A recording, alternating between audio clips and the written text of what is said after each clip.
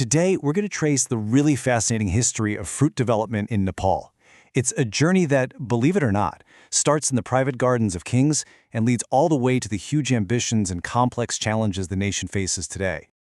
So let's dive right in with the big question that sits at the heart of Nepal's story with its fruit.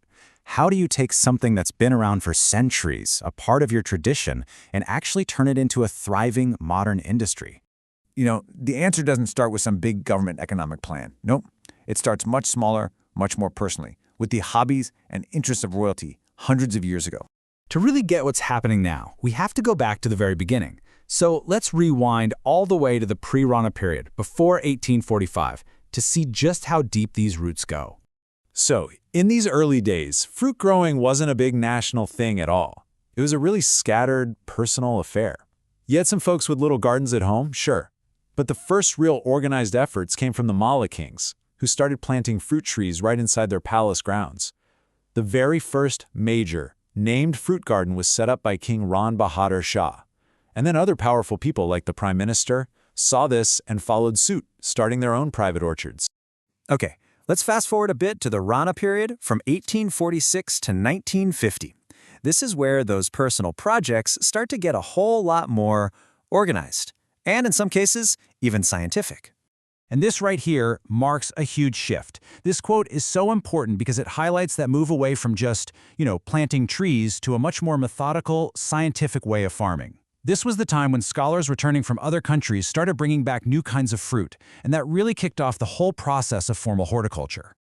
And this is where it gets official. In 1941, for the very first time, Nepal got a government-appointed fruit culture specialist. I mean, think about that. This wasn't just a hobby for the wealthy anymore. It was becoming a real, recognized field that the country was paying attention to. All right, so after 1951, in the post-Rana period, things just take off. We're talking about a total explosion of activity. This is the era where all those separate little efforts started to connect and grow into a real, coordinated national system. You can literally see the momentum building on this timeline. What starts as a simple agriculture office in 1921 evolves over decades into this more complex system. And the big moment is in 1967, when they create a whole department just for horticulture. The foundation was officially being built. This moment in the 60s was a real game changer. With help from India, Nepal scaled up its efforts in a massive way. We're moving from just individual orchards to a whole national network of 14 horticultural farms. And these weren't just for growing fruit. They were centers for research, for testing, for development.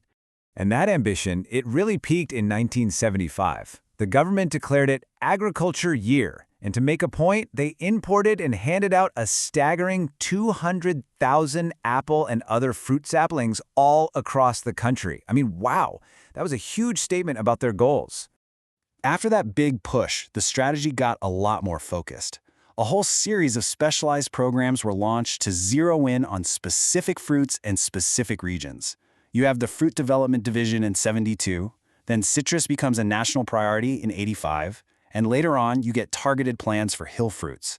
The focus just kept getting sharper and sharper. All right, so that's the backstory. A long, rich history full of big clans. But how does all that ambition stack up against the cold, hard realities of the 21st century?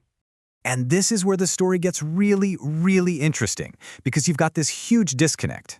On one hand, you have this massive national goal, the Fruit Decade, which is all about replacing imports and selling more abroad. But then on the other hand, the detailed policies you actually need to make that happen for things like nurseries, processing, and trade, well, they're just not there yet. This is so telling.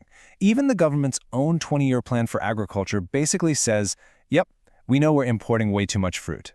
But then, it stops short of actually making domestic fruit production a top priority to fix the problem. And if you want to see that gap between ambition and reality, just look at this table. It lays it all out, plain as day. This was a major recent project, and at every single level, from the biggest super zones down to the smallest local pockets, the number of units they actually managed to set up fell way short of the original goal.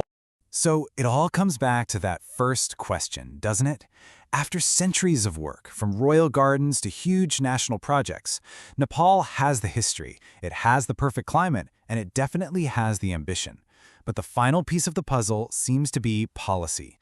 The big question that's left is, can Nepal finally create and, more importantly, implement the strategies it needs to connect its rich past with a prosperous, fruit-filled future?